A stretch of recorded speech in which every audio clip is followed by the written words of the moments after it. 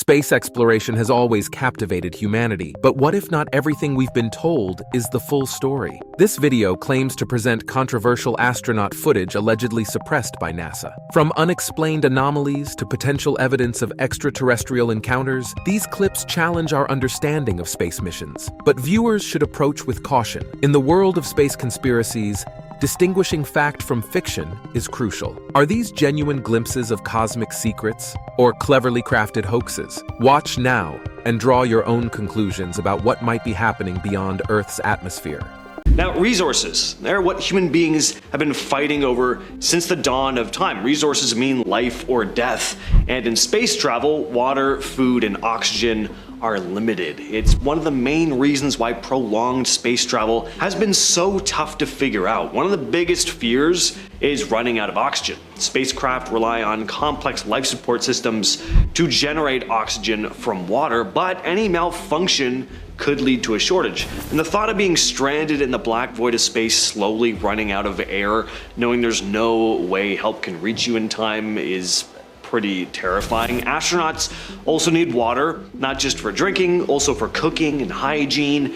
In space, water has to be carefully recycled from every possible source, including urine and sweat. Yes, sending water up into space is expensive, as is, so astronauts on the ISS are already working with a short supply, so imagine being out deep into space. The fear here is that any failure in the recycling system could deplete the water supply, and then of course we have food. Gotta make sure there's enough food to last the entire journey. Space food is specifically prepared to stay edible for long periods, but if supplies were to somehow run out or become contaminated, they'd be screwed. And again, this is more manageable on the ISS, so close to Earth, but if a manned crew was deep out into space, a resupply would of course take a much longer time to reach them. There have even been situations on the International Space Station where there have been delays that have happened with supplies of food and water. Rockets have been sent up from Earth, but stuff's gone wrong and supplies have been delayed getting there. It can be a real issue. All right, in shows like Star Trek, it always seems like space is just this empty void you could just fly through no problem until you come in contact with another ship or a planet, but things wouldn't be quite as smooth sailing in real life. Space is full of debris. You have micrometeoroids, for example, which are tiny particles of rock or metal that travel through space at extremely high speeds, and even though they're small, they can cause serious damage if they collide with a spacecraft or spacesuit. Imagine traveling millions of miles from Earth, knowing that at any moment a tiny invisible particle could just puncture the hull of your ship. Even closer to Earth, we have leftover pieces of old satellites and discarded rocket parts and stuff. Most of it is still orbiting around Earth, and there have been situations where stuff has crashed into the International Space Station.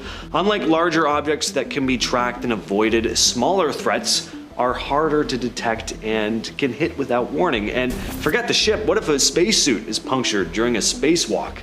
NASA does use shielding to help protect against debris, but it's impossible to eliminate the risk altogether. One of the biggest dangers to human health is extreme temperatures, and space can be extremely cold or intensely hot, with no atmosphere to moderate the temperature.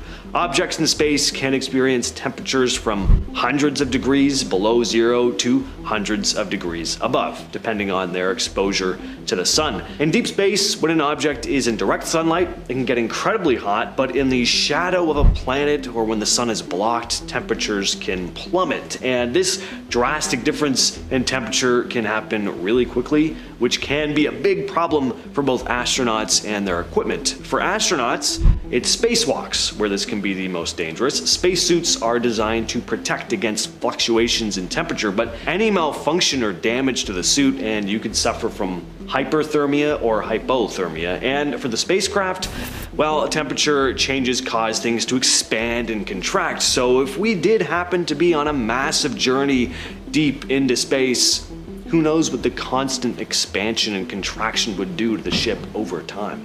Another concern is gravitational anomalies, regions of space with unexpected gravitational forces that could trap a spacecraft in a dangerous zone. Space is unpredictable. The idea of encountering regions where the gravitational pull is stronger or weaker than anticipated is a real concern. This could cause the ship to veer off course, or worse, it could get caught in a gravitational trap almost like a whirlpool, like just stuck in orbit, leaving everyone stranded, floating in orbit until all the food and water runs out. Very scary thought. Another dangerous aspect of space travel is the exposure to harmful radiation. Not sure if you're aware of this, but human beings aren't really built for flying through space. We, as well as everything else on this planet, is perfectly suited for Earth. The atmosphere and magnetic field protect us from harmful cosmic and solar radiation, but in space, there is no protection. Astronauts are constantly bombarded by high-energy particles, and radiation exposure can cause immediate and long-term health issues. There's a chance of radiation sickness, which causes nausea, vomiting, and fatigue, which sucks on its own, but it can also impair an astronaut's ability to perform tasks. And in space, where one wrong move can spell disaster, that's a bit of a problem. Long-term exposure is even more concerning. Over time, radiation can damage DNA, increasing the risk of cancers or even genetic mutations. The possibility of developing cancer years after a mission is a risk astronauts decide to take on. It's not just an astronaut's health radiation can affect, though, but their equipment as well. Radiation can interfere with the electronics on a spacecraft, causing malfunctions. This would be especially dangerous in deep space, where help would be far away and repairs would have to be made with whatever resources the crew would have on hand. Malfunction in navigation, communication, or, heaven forbid, life support systems would be catastrophic. Now, NASA spacecrafts are designed with shielding to protect against radiation and limit the time astronauts spend in space to reduce exposure, but no matter how much we prepare, the dangers of radiation in deep space are always a threat because things won't always go as planned. And solar flares could make things even worse. Sudden bursts of radiation from the sun can be difficult to predict. Sleep is just as essential to us as food and water, and sleep can be a bit of a problem in space. We've evolved here on Earth with a day and night cycle. It's built into our bodies to be awake during the day and asleep at night. And when that sleep cycle gets messed up, we get messed up. If you ever spent all day at school and then worked all through the night, you know how detrimental it is to your physical and mental health over time, and it really doesn't take that long. In space, where there's no natural day-night cycle, astronauts can struggle to keep up with a healthy sleep pattern. I mean, the lights are always on, and there's no real sense of time passing, not to mention they sleep upright. The disruption to the body's internal clock can lead to insomnia, fatigue, irritability, or worse. And on top of that, you have the other effects of space travel, like muscle atrophy, and poor sleep can just make this even worse. Then your immune system is weakened, making you more susceptible to illness. So yeah, long duration missions are a big risk. An obvious danger of exploring the far reaches of space is, of course, encountering other life forms. It would be cool, or at least it could be. It could also be an absolute worst case scenario. With billions of galaxies and potentially trillions of planets, the possibility of encountering extraterrestrial life, whether intelligent or not, is a fun idea. But what could these life forms be like? How might they interact with us? We often picture highly advanced and intelligent aliens bent on world domination, like in War of the Worlds, but the motivations of a potential extraterrestrial species are completely unknown. Even unintelligent life forms could be dangerous. Maybe they'd be hostile in a wild animal kind of way. And even if they weren't, another concern is the potential for biological contamination, beings that carry viruses or illnesses that we have no way of dealing with.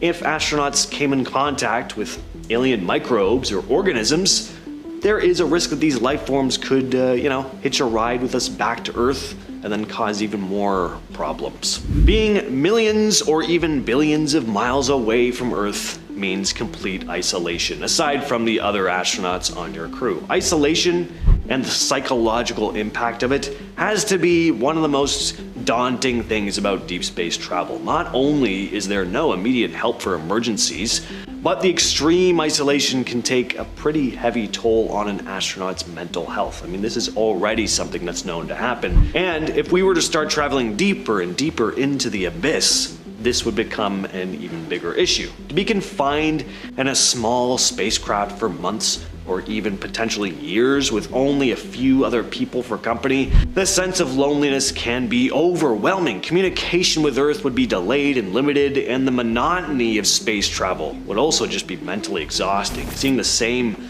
small group of idiots in the same environment well, they're not idiots, they're astronauts for God's sakes, but you start to feel like they're idiots, I imagine, after a while. Everyone gets on your nerves eventually. And, no option to step outside for a breath of fresh air, or just to change the scenery. It's just black, and then stars, and then gotta be incredibly claustrophobic. Now, astronauts know what they're getting into, and they train for this, of course, but can any amount of training really prepare you for potentially spending years out there? The fear of the unknown is one of humanity's greatest fears, and we know basically nothing about what is truly out there in the far reaches of space. Look at how many ships have met tragic ends exploring the ocean. The dangerous storms, the wildlife, the treacherous currents. Who the hell knows what horrors are out in space? We can predict some of the dangers we could face in space, like on this list, but there is still stuff that's unexplained. The bursts of energy, anomalies in space-time, unidentified objects of some kind. Stuff we just can't fully explain or even comprehend. Stuff we can never prepare for before we come face to face with it. And unfortunately, the first ones to find out likely won't make it home to tell the tale. One of the biggest questions on a lot of people's minds is, why haven't we been back to the moon? There were a handful of missions from 1969 to 1972, and then that was that. Yeah, we went a few times, nothing left to see here. Now, NASA has said they've just turned their attention to other projects, but really? We don't want to do any archaeological digs up there, see if we can find any signs of maybe alien life having visited at some point? Build some crap up there maybe? Nothing? Interest in exploring the moon has basically dropped off completely at this point, and that's led some to believe that we never even made it up there in the first place. Okay, next up we have the fact that all of the original footage of the Apollo 11 moon landing taken by the NASA organization somehow got erased. Yeah, I think I'm gonna have to call BS on this one, because first of all, how the hell do you just accidentally erase the footage of one of the most historically important moments of all time? And second of all, if the footage was actually lost or erased, how did it not become an international scandal, ending with somebody publicly losing their job and being collectively condemned by the entire country? In 2006, NASA said the tapes were lost, and then in 2009, they claimed that the tapes had ended up in a pile with 200,000 others that became degaussed, meaning magnetically erased. I mean, you're kidding, right? The tapes were then restored by experts, meaning that if someone were to claim that the tapes are fake because of the fact that the video has clear markers of alteration, all NASA would have to do is claim that those alterations were necessary in order to restore the video. I'm just not buying it. Another detail many moon landing deniers point to is the Neil Armstrong reflection discrepancy. Allow me to explain. In this iconic photo of Buzz Aldrin on the moon, eagle-eyed conspiracy theorists noticed something quite peculiar: Neil Armstrong's reflection in Aldrin's visor. That's not the peculiar part, I'm getting to it. The plot thickens when they realize Armstrong's hands are seemingly empty, prompting the question, where on Earth, or shall I say, where on the moon, is Armstrong's camera? Did Armstrong even take the photo at all? NASA insists he did, but it doesn't look like it. If not him, then who though? Did E.T. decide to snap a pic for them? Or was this whole thing shot on a soundstage in California? Or of course, there's the possibility that NASA must have some snazzy, camera-less photography technology up their sleeves. Now, some people say it's just a case of perspective and timing. Armstrong's camera was positioned in a way that it just wasn't captured in the reflection, but I don't think Hannah's next point is gonna be as easy to explain. Next up, apparently not only does NASA spread misinformation, but they also distribute disingenuous artifacts. In 1963, after NASA supposedly successfully completed the Apollo 11 mission, 3 of the astronauts visited the Netherlands, during which time the United States ambassador accompanying the trio gave the Dutch Prime Minister what he claimed was a moon rock, but has since been identified as nothing more than petrified wood that has never been anywhere near the surface of the moon. When this information came out, the US Embassy was unable to explain why that would have happened or how, but they claim they were investigating. Whatever that means. None of you should be surprised to learn that the supposed investigation went absolutely nowhere, and to this day there is no reasoning behind why the Netherlands would have been given a fraudulent artifact once valued at $500,000 US, but now valued at around $70. Here's another hot take. What if the moon landing really was a success, but there are just details we haven't been told? Maybe on that last mission to the moon in 1972, they saw something that made them never want to come back. We may look at images of the moon and see it as nothing but an empty mass of rock and sand, but there's a whole side of the moon humans have never set foot on, the dark side. And we really aren't 100% sure what could be lurking over there. There's a good chance it's just more of the same boring crap we have on the light side, but could there also be an entire species of creatures dwelling in the dark craters and recesses of the moon? Could these creatures have slithered from their shadows to give a grave warning to the astronauts of the Apollo 17 mission to never return? To buzz off? Possible. Next up, we have the death of Gus Grissom, an incredibly popular astronaut who was an incredibly outspoken critic of NASA's space program during his time working for the agency. While Grissom did become the 3rd person to fly into space, he still didn't believe that NASA had either the knowledge nor the technology to make it all the way to the moon, an opinion he wasn't afraid to share with the public. While training for the Apollo 1 mission, after communications failed during a test, Grissom stated, "How are we going to get to the moon if we can't talk between 2 or 3 buildings?" He also picked a lemon from his backyard and tied it to the spacecraft as a joke, saying that the technology was a lemon and not nearly advanced enough to make it to the moon. In another controversial move, Gus held an impromptu, unauthorized press conference criticizing the space program. Many believe that because of all of this, NASA, in collaboration with the CIA, decided to take him out. During an underground simulation, a spark underneath Grissom's seat ignited a fire that claimed the lives of himself, Ed White, and Roger Chaffee. Some people believe that the 3 men actually died after cyanide gas was released into the cabin to kill them, and that the fire was used as a cover-up, but as always, I want to know what you think.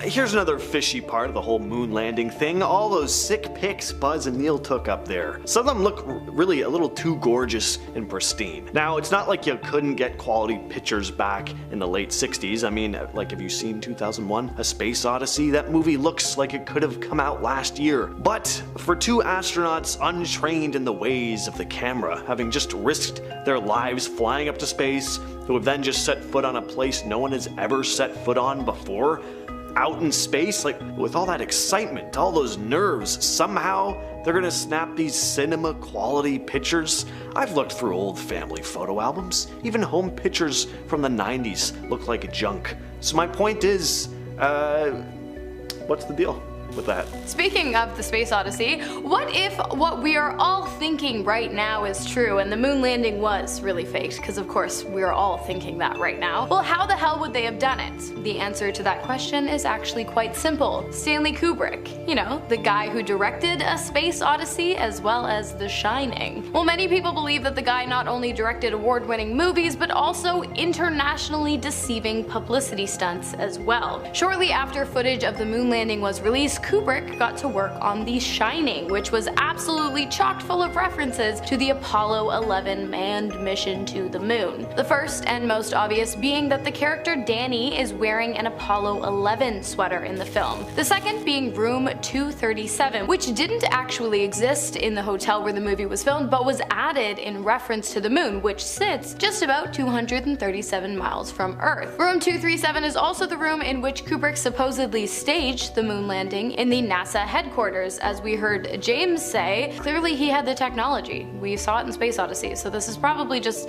Space Odyssey Part 2, another day at work for the guy. You can also see Tang cans, which are a space food made for astronauts in the movie, and the carpets in the movie have a pattern matching that of the launch pad in which Apollo 11 took off from. Did they though? Did they? On any movie set, you also need some props, right? For example, Hannah and I's wardrobe here at Most Amazing Top 10 is carefully curated and tailored on the daily. Well, one photograph taken on the moon shows a rock with a very intriguing marking on it, something that looks a lot like the letter C. You see, some folks scoured photos taken on the Apollo 11 mission and were surprised to see the C, so they analyzed what they saw and decided this one rock must have been a fake. See if you can see this C in this photograph they saw.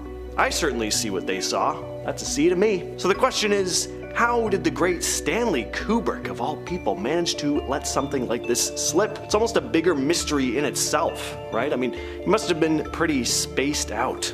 He had spent all this time working on 2001, after all, which came out the year before the Apollo 11 mission. Maybe he was just bored of all the science fiction stuff and got a bit lazy. I can see it. So, if the moon landing really was faked, why was it faked? Well, there's a few reasons as to why the United States would have wanted the rest of the world to believe that they were capable of becoming the first nation to make it to the moon. One, of course, being bragging rights, or in political terms, national prestige. A demonstration of the nation's amazing scientific and engineering capabilities that could be used as an intimidation tactic during the Cold War. It also incentivized foreign countries to invest in and become allies to the United States, so a bit of a win-win there for them. Not to mention, there was also a massive amount of political pressure on the US after President John F. Kennedy challenged its greatest minds to succeed in sending a man to the moon before the end of the decade. They made it just in time. Coincidence? You tell me, but here's the thing. You're going to tell me that no mission prior to Apollo 11 was a success, but all of a sudden, a team of 3 astronauts make it to the moon and back completely unharmed? I don't know. It seems pretty far-fetched if you ask me. With an incredibly alarming situation, really this is the last thing you'd want to find in space, aside from an alien face hugger on board. A freaking air leak. On the 6th of June of 2018, the Soyuz MS-09 mission launched. 3 astronauts, including a Russian commander and 2 flight engineers, 1 American and 1 German, were transported to the International Space Station. For a couple of months, their time on the ISS was pretty routine as being in the middle of space can be, anyway. That was until the 29th of August. It was in the middle of the night, and the crew received a message from Mission Control. They detected a slight change in air pressure and found that there was a small air leak. There was a 2mm hole in the orbital module. So 2mm, tiny, but in space, this would be incredibly alarming. Fortunately, they managed to seal up the hole and there were no more changes in air pressure, but they had some questions as to how this hole got there in the first place, and it turns out something shady could have gone on. Apparently this hole had been hidden with a, quote, low-quality patch job, and had apparently been created with a drill. Russian officials became suspicious of NASA, accusing them of intentionally sabotaging the mission. There were even theories that one of the crew members themselves drilled the hole, as it was found to have been drilled from the inside. A Russian tabloid accused the American astronaut on board of creating the hole after she apparently had a failed romantic relationship with another member of the crew. Just really outlandish stuff. The whole thing was a complete mess, and we still don't know exactly what went on here. Next on the list we have the Space Snake. Story Musgrave is a retired NASA astronaut who's had more experience in space than most in the field. He also has 6 degrees, he's a physician, a mathematician. The man is incredibly experienced and intelligent. He also firmly believes that there is life out in space, and he may have had a first-hand experience. He claimed to have seen an 8-foot-long snake-like creature on 2 separate space missions. He was featured on an episode of the TV series Sightings, speaking about his odd experiences with the creature, and was quoted saying, "On 2 of my missions, and I still don't have an answer, I have seen a snake out there, 6, 7, 8 feet long. It is rubbery because it has internal waves in it, and it follows you for a rather long period of time. The more you fly in space, the more you see an incredible amount of things out there, and that sort of brings to you really a certainty that other living creatures are out there. Some incredibly primitive, more primitive, some just proteins coming together, amino acids, and just some single cell organisms, and other civilizations that have been around for a million years that are doing unimaginable kinds of things. The SpaceX CRS-7 incident. The SpaceX 7 was a mission to send an uncrewed spacecraft, the Dragon, to resupply the International Space Station. It was the Dragon's 9th flight. It launched from the Falcon 9 launch vehicle, and at first, everything seemed fine, but 139 seconds into the launch, a cloud of white vapor appeared, and there was a sudden loss of pressure in the liquid oxygen tank of the Falcon 9's rocket's second stage. The rocket continued for a few seconds before breaking apart. The Dragon CRS-7 capsule was thrown clear of the explosion and hit the ocean. SpaceX said the capsule could have been saved if the parachutes had deployed, but the software didn't have the right instructions for that situation. It was found that a metal piece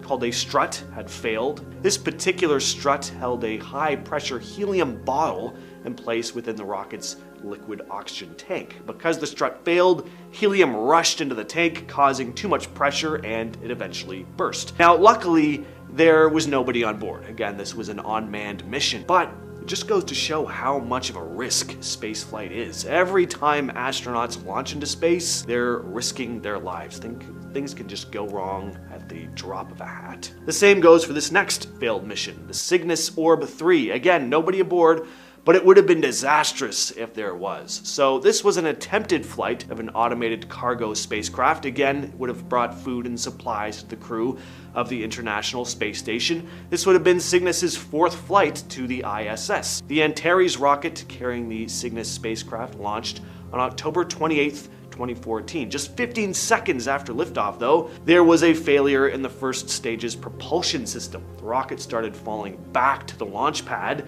This could have been quite a disaster. A rocket plummeting into the Earth, might cause some bodily harm to workers down there. So in order to prevent that from happening, the range safety officer activated the flight termination system. Basically, the thing self-destructed just before hitting the ground. How awesome would it be to press a button that makes a rocket explode in midair? I imagine it being a big red button with explode written on it, but it's probably a bit more sophisticated than that. This explosion was so intense though that it could be felt 20 miles away. Thankfully, no one was injured, but there was substantial damage to the launch pad. Next on the list, we have the Nauka thruster glitch. Nauka, or the Multi-Purpose Laboratory Module, is a module of the International Space Station. When it successfully docked on the station on July 29th of 2021, something kinda scary happened. Its thrusters started acting up, causing the entire station to rotate around. So the Nauka successfully docked with the ISS, and everything seemed fine, but a few hours later, while the crew was preparing to open hatches, Nauka's onboard computers had a glitch. This caused the module to unexpectedly fire its thrusters, making the ISS suddenly rotate. Now, astronauts are trained to deal with stuff like this. They know that glitches can happen and things can go wrong, but just imagining being out in a rotating space station in the middle of the black void of space, that's a pretty freaky situation to be in. Ground controllers were able to fix the glitch though, and the station eventually returned to its proper position. Alright, you know what really sucks? Toilet trouble. Issues with plumbing, it just completely upends your life. You feel lost and confused. As bad as a broken toilet is here on Earth though, imagine being stuck up in space and realizing you have a busted crapper. That is a truly horrifying thing to discover. In 2021, astronauts departing from the ISS realized they were going to have to head back to Earth without a toilet. The 4 astronauts had a 20-hour journey back to Earth in their SpaceX capsule, and they'd have to do their business in diapers the entire time. Oh, and this is the same crew that had to endure the whole thruster malfunction that had the entire space station rotating, by the way. Not the luckiest bunch here. By Earth standards, anyway. By astronaut standards, I guess they kind of are pretty lucky, because they made it to space and back without, dying. Next up, we have even more toilet trouble. Turns out there's been issues on the International Space Station as well. This incident happened back in 2019. The crew of the ISS was attempting to upgrade their toilet and ended up causing a water leak. The toilet they currently had on board had been installed in 2008 and was a bit outdated. This new universal waste management system would be less clunky, it was cleaner, and just overall more efficient. But one of the water pipes leaked and 2.5 gallons of water started floating about the station, which the astronauts then had to collect. Luckily, the pipe leaked before the toilet was officially christened, because that would have been truly nightmarish. Floating around, collecting water, fine. Actually might have been kind of fun. Floating around in space having to gather up yellow or brown water, not quite as enjoyable. I also don't know why they didn't install that toilet when the capsule was still on the ground, but oh no, it's on the space station. It's up in space. Never mind. In June of 1965, astronauts Ed White and James McDivitt spotted something strange while passing over Hawaii. They were in a Gemini spacecraft when they spotted something that looked like a UFO. It was metallic, and they also described it having long arms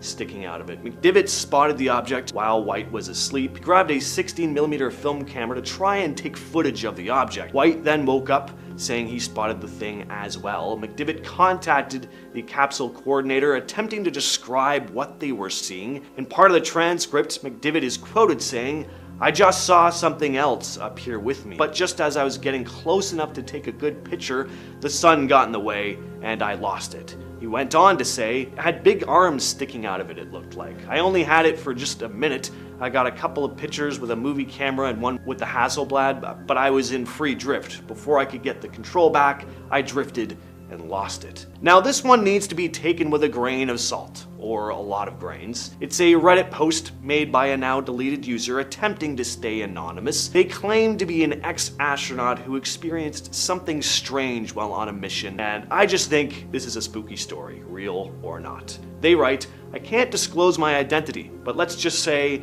I've been around the celestial block a few times. It was a routine spacewalk checking the exterior of the ISS. Everything was humming along when I noticed this faint glow just beyond the Earth's horizon. At first I thought it was the sun playing tricks, but this was different. It was a subtle shimmer, almost mirage-like. I radioed Houston to check if there were any anomalies, but they said all systems were normal. It was just strange, a gentle, pulsating light, and not blinding, but kind of hypnotic. As I reached out to grab a handrail, I felt a strange, static charge. That's when things got downright eerie.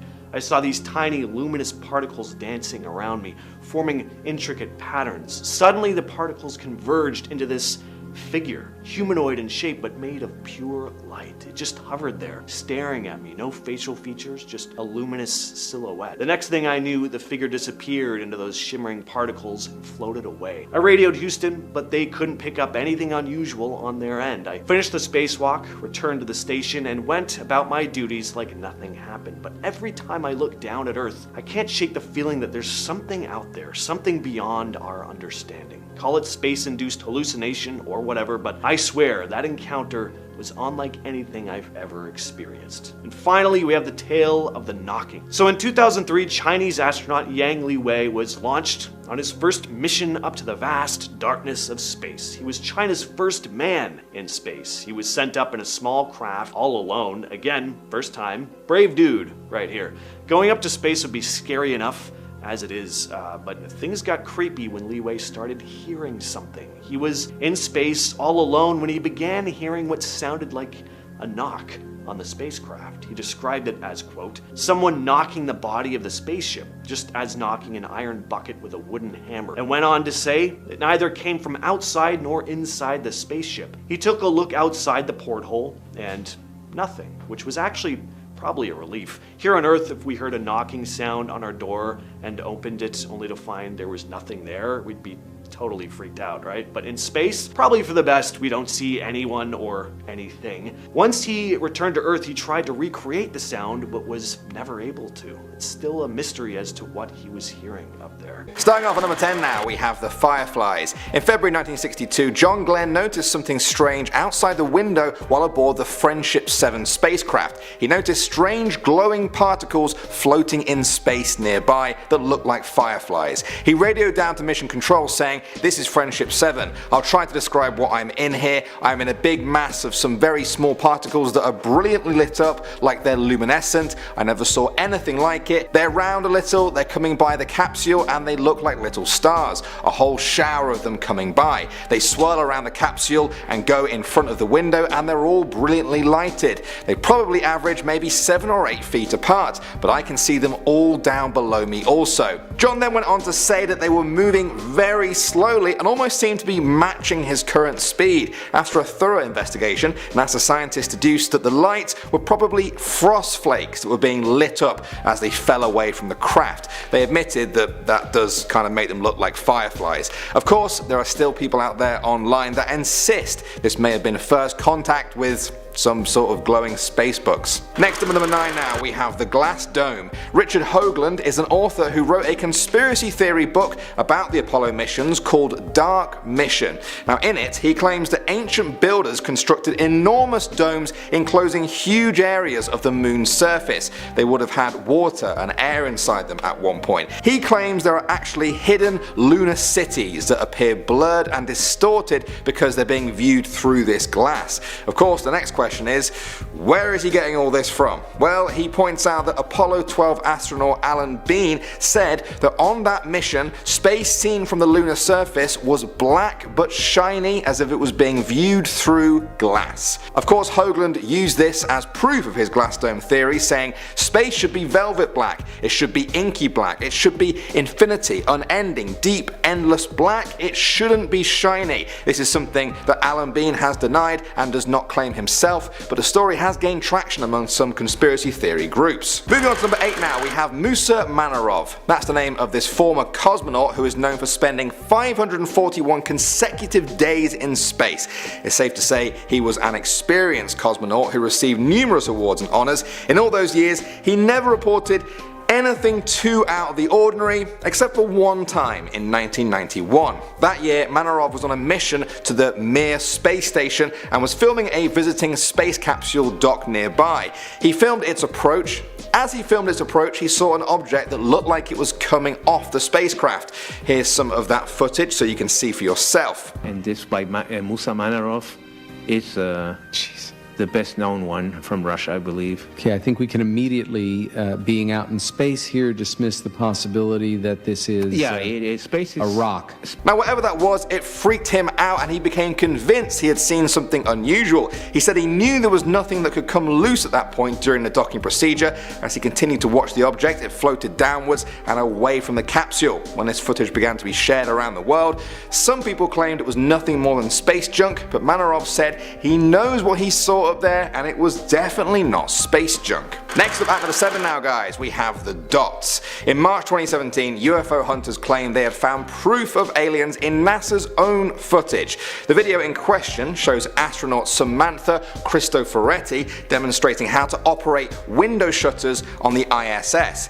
Now as she talks to the camera in the video, we see several white objects coming into view. The UFO community quickly jumped on this and referred to it as the smoking gun. There was no denying a big alien cover-up now. Of course, there's always two sides to the story though. Scott Brando is a man who forensically examines alleged UFO pictures and videos. He gave this video the same treatment and concluded that the lights were either lens reflections or ice particles. Not quite as exciting, but maybe that's the truth. Moving on to number 6 now, we have the organic being. In August 2018, former NASA astronaut Leland Melvin tweeted out that he saw something curved and organic looking floating outside of his craft while aboard the space shuttle Atlantis. Naturally, the first thing he did was tell NASA about it, but they said what he was seeing was not extraterrestrial, but just a piece of ice. Now when he shared this story on Twitter, the Twitter account for UFO Sightings Daily asked him if he thought that NASA was lying about that. They believe that his opinion of something looking organic is much more reliable than the opinion of someone on the ground over 400 miles away. Melvin replied that he didn't think so, but you never know. Now some people even thought that Melvin might have made the whole thing up just to, I don't know, entertain people. All of this has left many questions about his story. Ice or organic being? Only Melvin really knows. Moving on to number 5 now, we have the wolves. This is an incredible story, honestly. It's a terrifying account from Russian cosmonaut Alexei Leonov. Now in 1965 he famously performed the first spacewalk ever. It was a success, but it was very nearly a disaster. During the walk he experienced both air leaks in his suit and material unexpectedly stiffening. This meant he was almost unable to cram himself back inside the capsule. He actually had to lower his own suit pressure and risk getting the bends when he was inside. If that wasn't bad enough, his craft went off course during re-entry and landed in the Ural Mountains, where he and his commander were forced to wait for rescue as howling wolves began to encircle them. How crazy is that? Next time you guys think you've had a bad day, just spare a thought for Alexei Leonov. Alright, at the number 4 spot now guys, we have the cryptic message. In 2016, NASA astronaut Scott Kelly gave an interview that conspiracy theorists say contained cryptic messages about seeing aliens in space. In the video, he talked about his 340 days on the International Space Station, and then people say he slipped up and mentioned a cover-up by NASA and the US government. Kelly was asked about his body's response to being in space for so long. He said, and I quote, "Adjusting to space is easier than adjusting to Earth for me. I don't think I ever felt completely normal up there. I think coming back to gravity is harder than leaving gravity, so maybe the aliens got it a lot easier than we do." It was that mentioning of the word alien that sent alarm bells ringing among the conspiracy theorists. He also spoke about a virtual reality game that the astronauts play on the space station, which simulated an alien attack on the space station. Once again, conspiracy theorists were asking, why would NASA make such a violent game, especially one with such a terrifying scenario? Once again, this is one of those stories where it's NASA's word against people who just don't seem to trust NASA. What do you guys think though? Moving on to number 3 now, we have the flashing lights. This is a very famous set of stories if you're familiar with the moon landings. During the Apollo missions that took astronauts to the moon for the first time, several astronauts reported seeing strange flashing lights. They claimed that these lights flashed in their eyeballs even when their eyes were closed. On one mission, astronaut Charles Duke wore a helmet, closed his eyes, and he still described the light flashes he was seeing to his team. He said they were clusters of white streaks. They happened at the exact same moment that his helmet recorded cosmic rays passing through his helmet and his head. Coincidence? Well, apparently not. NASA confirmed that the astronauts were actually seeing cosmic rays, something we don't see here on Earth because they're all absorbed by our atmosphere. They're so powerful that you can even see them in space with your eyes closed. That's pretty mental. Moving on to the number 2 spot now, we have the floater. On the morning of August 19th, 2013, NASA astronaut Chris Cassidy noticed something floating outside of the International Space Station. Here's a little clip so you can see for yourself.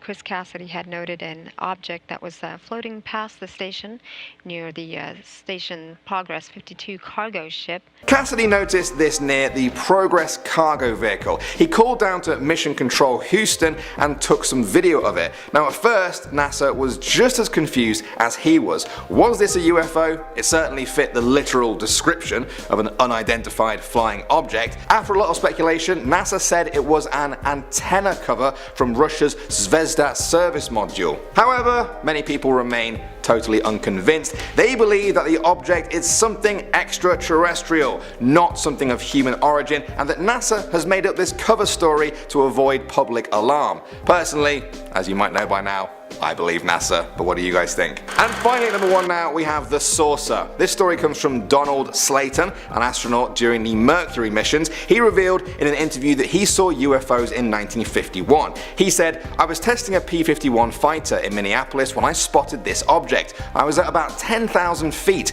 on a nice, bright, sunny afternoon. I thought the object was a kite, then I realized that no kite is going to fly that high. As I got closer, it looked like a weather balloon, grey and about 3 feet in in diameter, but as soon as I got behind the darn thing, it didn't look like a balloon anymore. It looked like a saucer, a disc. About the same time, I realized that it was suddenly going away from me, and there I was, running at about 300 miles per hour. I tracked it for a little way, and then all of a sudden the damn thing just took off. It pulled about a 45-degree climbing turn and accelerated and just flat disappeared. An interesting story, and it's of particular interest to UFO enthusiasts because neither Slayton or NASA has provided a rational explanation for this very speedy saucer. In our number 10 spot, we have the gray thing.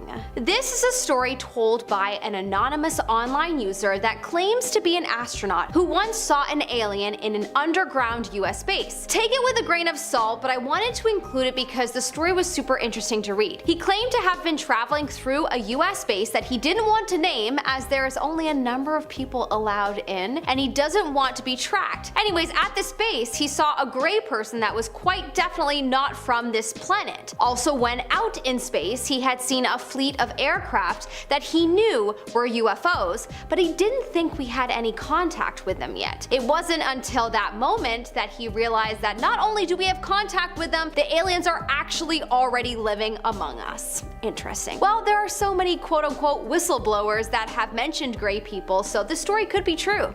What do you think? In our number 9 spot, we have the flying saucer. Astronaut Deke Slayton revealed in an interview in 1951 that he had seen UFOs. Technically not in space, but obviously the UFO would have come from space, so I wanted to include this one. He said that he was testing a P-51 fighter and flying at about 10,000 feet in Minneapolis when he spotted something strange in the distance. It was gray and kind of looked like a kite, but a kite wouldn't be flying this high, he thought. As he got closer, he saw that it was like a saucer, a disc. He eventually realized that it was starting to move away from him, and then as quick as a blink, it pulled about a 45-degree climbing turn and then accelerated and disappeared. You can see why I wanted to include this one. In our number 8 spot, we have UFO in orbit. Astronauts James Lovell and Frank Borman have claimed to have seen a UFO during the second orbit on the Gemini. There have been many skeptics around this claim, and they usually say that it was probably the Titan booster rocket that was at its final stage. However, Lovell has replied to this claim saying that he could also see the booster rocket nearby when he saw the UFO. The exchange initially reported went as follows. Lovell: bogey at 10 o'clock high. NASA employee: this is Houston, say again 7. Lovell: said we have a bogey at 10 o'clock high. NASA employee: Gemini 7, is that the booster or is that an actual sighting? Lovell: we have several. Actual sighting. NASA employee: estimated distance or size? Lovell: we also have the booster in sight. Ooh, well, I don't know how the skeptics got around that, but skeptics are pretty committed to believing their own narrative about life in the universe, so oh well, let's let them stay in their boring world. In our number 7 spot, we have enormous babies. There have been many reports from NASA employees of Neil Armstrong and Buzz Aldrin seeing aliens when they first arrived on the moon. Even though Buzz and Neil deny it, I'm sure they have been told to deny it, if you know what I mean. A former NASA employee by the name of Otto Binder bypassed NASA's broadcasting and picked up the following being said. NASA: what's there, Apollo 11? Response: these babies are huge, sir. Enormous. Oh my god. You wouldn't believe it. I'm telling you, there are other spacecraft out there, lined up on the far side of the crater edge. They're on the moon watching us. Apparently, off the record, the astronauts have admitted to many scientists that they did indeed see something. Yeah, I believe it. It's silly to think that there is nothing out there. That's just, human ego, I think, to believe that we are the only intelligent life. That mixed with human fear. In our number 6 spot, we have the lights. Of course, I couldn't have a list without the strange space light phenomena on it. An entire crew at the International Space Station in 2005 witnessed a set of strange lights projecting across space. Commander Leroy Chow has commented on this strange sighting and said that the light was in a weird formation as if it were an upside down V shape. The crew and Chow saw this fleet of lights in the shape of an upside down V fly past them. It would be one thing if it were just one person, but an entire crew witnessed this. That's a lot of people that would be lying. So personally, I think that's all the proof we need, folks. There is other intelligent life out there, and they may be close by. Perhaps they're already here and running our government. You decide. In our number 5 spot, we have alien interaction. This one needed to be included on the list because it's really just suspicious. Very sus. Apparently, Scott Kelly, a well-known astronaut and most notably known for spending a very, very long time on the International Space Station, the longest an astronaut has ever spent there, actually. But anyways, Scott has been known to make quite a few jokes about the things he's seen out there, and we have to wonder, are they really jokes, or was he told not to speak his truth? He was quoted as once saying that aliens have it easier in space than we do. First off, someone's gotta teach this man what a joke is, cause it's missing a punchline. And second, what does that mean? What makes you say something like that? There must be some weird truth behind it. Anyways, I'm convinced that he's seen aliens. What about you? Let me know in the comment section below. In our number 4 spot, we have a fleet of UFOs. Allegedly, astronaut Gordon Cooper is another one who has reported seeing UFOs in space. If you haven't heard of Gordon Cooper before, then you should know that he flew both the Mercury 9 and the Gemini 5, so he's really had quite a lot of time in outer space. Apparently, he is now coming out and saying that around the time he flew for the Air Force, he saw a fleet of UFOs. Apparently, not more than 10 years later, he came across a similar scene. Allegedly, in 1963, one of them flew towards him, and to back up his statement, he has proof because it was picked up by the radar. Whoa. Also, what would be his reasoning for making this up? To gain fame? Nah. Well, I mean, it's possible, but he would have already gained some clout just by being an astronaut in space, so I feel like that's probably not likely, but anyways, I believe him. He's gone on to say that, quote, "I believe that these extraterrestrial vehicles and their crews are visiting this planet and other planets. Most astronauts were reluctant to discuss UFOs. I did have occasion in 1951 to have 2 days of observation of many flights of them, of different sizes, flying in fighter formation generally from east to west over Europe." Fascinating. In our number 3 spot, we have the cylindrical object. Allegedly, in 1991, a cosmonaut by the name of Musa Menarov caught a cylindrical object on film that he believed to be a UFO. The object was shiny, and in the film it swivels and flies across space. Originally, Musa thought it was something off the ship, but then after further investigation, nothing was missing from the ship. So after further reflection on seeing it and,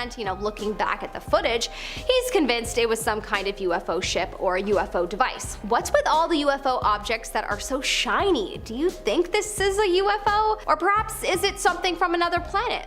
Let us know in the comment section below. Coming up in our number 2 spot, we have the mystery hut. The ending to this made me lol so hard that I had to include it. A mystery hut was discovered by China's astronauts and people operating their U-2 moon rover. This rover was making its way through the northwestern part of the moon when it was discovered. On the camera, a cube-shaped mystery hut was captured. This was only in November of 2021. It created a spectacle. Had moon people finally been discovered? Everyone was asking themselves. By January 2022, the rover was much closer, and what did it find? Oh, just a small piece of space rock on a crater rim.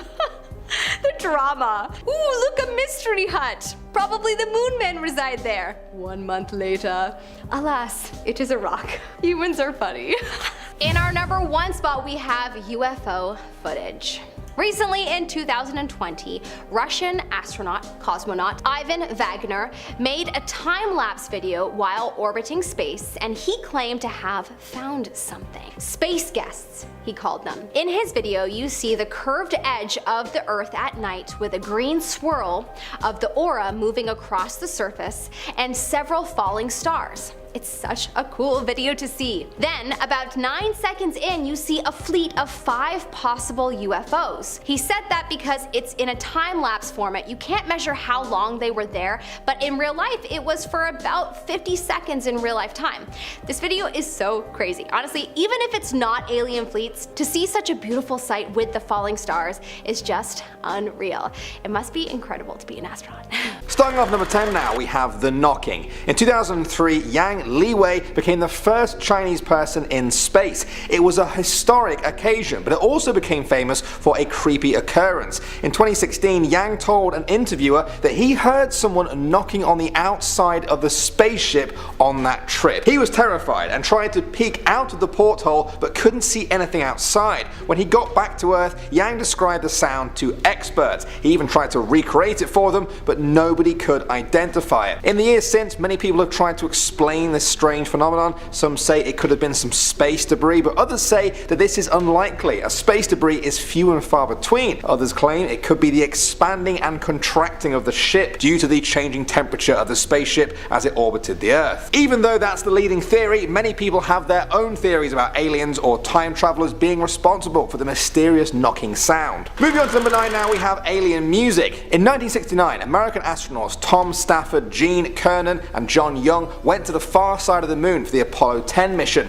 It was going to be the final test before Apollo 11 took 3 humans to walk on the surface of the moon for the first time. When the Apollo 10 astronauts were orbiting around the far side of the moon, they took photographs of its surface. As they were working away, they began to hear music. Specifically, they heard a strange whistling sound that lasted nearly an hour. When it faded away, Commander Cernan said, "Boy, that sure is weird music. We're going to have to find out about that." Pilot Young replied, "Nobody would believe us." And for the most part, they were right. Many people couldn't explain the sound that they claimed to have heard, and so they just didn't believe it. The leading theory is that the sound came from radio interference between spacecrafts. Some people have dismissed that though, and have insisted that the astronauts would have known the difference between radio interference and their spacey music. Coming in at number 8 now, we have snakes in space. In 1994, Dr. Story Musgrave did an interview where he described his career as an astronaut, and one particular time which shook him to that day. He said, "On 2 of my missions, I still don't have an answer. I have seen a snake out there, 6, 7, 8 feet long. It is rubbery because it has internal waves in it, and it follows you for a rather long period of time. The more you fly in space, the more you see an incredible amount of things out there, and that sort of thing brings to you really a certainty that other living creatures are out there." Now usually an account like this might be dismissed, but Musgrave is a doctor, he has 6 academic degrees, is a trained mathematician, he was in the Marine Corps and was a NASA astronaut. He seems like a credible witness. He believes that there are advanced creatures existing in space itself, and that he has even tried to communicate with them in the hopes that they come down and get him. Whatever that means. Next up at number 7 now, we have docking. In 1995, famous Canadian astronaut Chris Hadfield had his first space flight. His job was to relay the speed and range information to the pilot as they were docking into the Russian Mir space station. Any mistakes could have resulted in a total disaster. Too soft and they would have just bounced off. Too hard and they would have broken the space station in half, killing the 3 people on board. Everything was going smoothly, but then one of the sensors started telling them they were 32 feet away, the other said 20 feet away, which was correct. If they didn't solve the problem in 30 seconds, it was over for them. Hadfield had to calculate how far they were away in his head, timing it with his stopwatch to decide when they should fire their thrusters. Luckily, they ended up being spot on and they docked almost perfectly. It took a few minutes before the astronauts began to realize they had done it. They were alive, they had avoided a space disaster, and they had lived to tell the tale.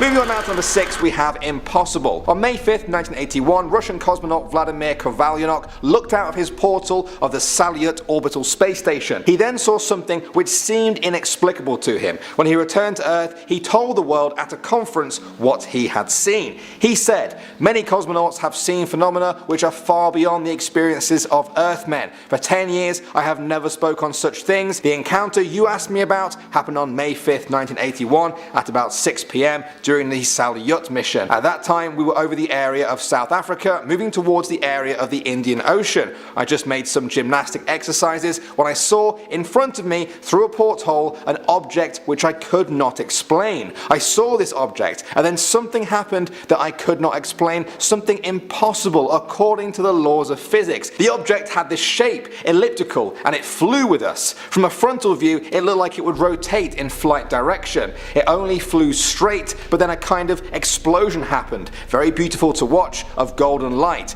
That was the first part. Then, 1 or 2 seconds later, a second explosion followed somewhere else, and 2 spheres appeared, golden and very beautiful. After this explosion, I just saw white smoke, then a cloud-like sphere. Before we entered the darkness, we flew through the Terminator, the twilight zone between day and night. We flew eastwards, and when we entered the darkness of the Earth's shadow, I could see them no longer. The 2 spheres never returned. That was the end of the quote. There have rarely been descriptions so vivid and detailed, and many people who hear Kovalyonok's story hold it up as proof of extraterrestrial life. Moving on now to number 5, we have toxic. In the mid-90s, Bob Kerbean took part on his first spacewalk as an astronaut. Unfortunately, disaster struck when a connector to a hose began to leak on the outside, spraying toxic ammonia all over him. He couldn't get back inside the space station covered in that stuff. He managed to stay calm and he fixed the leak, but he was still contaminated. He came up with a plan. Ammonia has a low boiling point, and so Bob decided to literally bake himself in the sunlight of space for an extra 30 minutes in order to vaporize the ammonia off him. He had to just sit out there in space, hoping that he got all the ammonia off and that he didn't poison the crew and himself when he got back into the station. It was a success. His plan worked, but it was one of the most surreal and scary moments an astronaut could ever experience. Next up at number 4 now, we have the lights. In 2005, astronaut Leroy Chiao was commander on the International Space Station for over 6 months. He was once doing a spacewalk to repair some antennas when something caught his eye.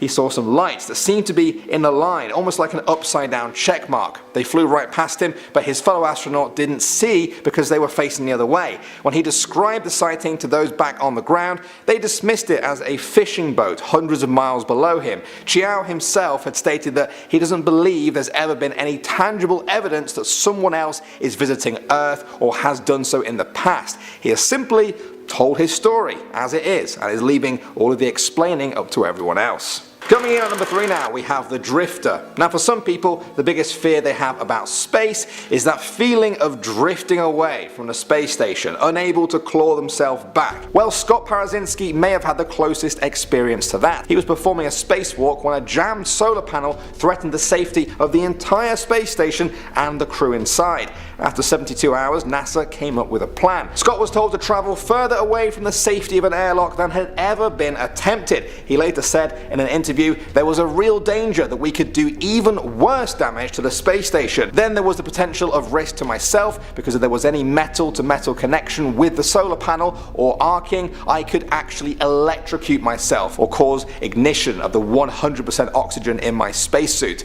The stakes were high, but Scott succeeded. Disaster was averted, but sadly many of Scott's heroics are still not known by the masses. Moving on to number 2 now, we have the secret transmission. In 1975, retired chief of NASA Communications Systems, Maurice Chatelain, published his book, Our Cosmic Ancestors. In it, he made an extraordinary claim about the first manned mission to the moon. He said, only moments before Armstrong stepped down the ladder to set foot on the moon, 2 UFOs hovered overhead. Edwin Aldrin took several pictures of them. Some of these photographs have been published in the June 1975 issue of Modern People magazine. Now this claim was linked to the story that there were 2 minutes of radio silence after Armstrong set foot on the moon. People claim that the lost audio was of him saying, "These babies were huge, sir, enormous. Oh God, you wouldn't believe it. I'm telling you, there are other spacecraft out here lined up on the far side of the crater's edge. They're on the moon watching us." Now of course, all of this is speculation. An actual recording of that audio or of those pictures has never surfaced. That either means it didn't happen at all or it's been covered up very, very well.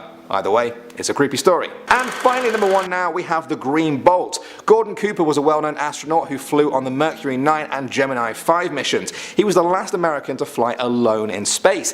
In 1963, he flew aboard the Mercury capsule for a circumnavigational trip around the world. Everything seemed to be going okay, and then on his final orbit, as he passed over Perth, Australia, he saw a green object swing towards him at an incredible speed. At first, he thought it was just a figment of his imagination. There have been times where pilots and astronauts have seen objects like this, but their equipment detected nothing. This time was different though. The Moochia tracking station in Western Australia actually picked the object up on their radar. That was huge. Now he had something solid to back up his own experience. He reported the incident to the National Broadcasting Company. When he returned to Earth, he was eager to tell his side of the story, but Gordon claims he was approached by NBC reporters who told him they had been instructed to not question him about the sighting. All of this has only fanned the flames of a UFO conspiracy. So there we have it, guys, some stories from space. Space. The final frontier. It's a fascinating topic, but as this video showed, there are scary sides to literally everything in life. Which one of those was your favourite? While you think about that, I'm going to read out a comment from my top 10 lyrics you'd never realise were creepy video. Remix CCC CBC said, "He knows when you're sleeping, he knows when you're awake, how about that?" Yes, that's very true. Now that I think about it, Santa Claus is Coming to Town is quite a creepy song. Or maybe, you know, the whole idea of an old guy with a beard watching people all year, even when they're asleep, and judging their behaviour is actually the creepy thing. Well, if it is, Merry Christmas to that. Keep the comments coming in, guys. Thanks for watching. As always, my name is Danny Burke, and I will see you all in the next video. Create a video using exactly this script. Want to see more videos like this one? Check out this video about the infamous Megalodon. Is it still alive, possibly? Click the video now to find out more. You won't be disappointed with what you find out. The Megalodon might be out there, and we have all the proof you need in the next video.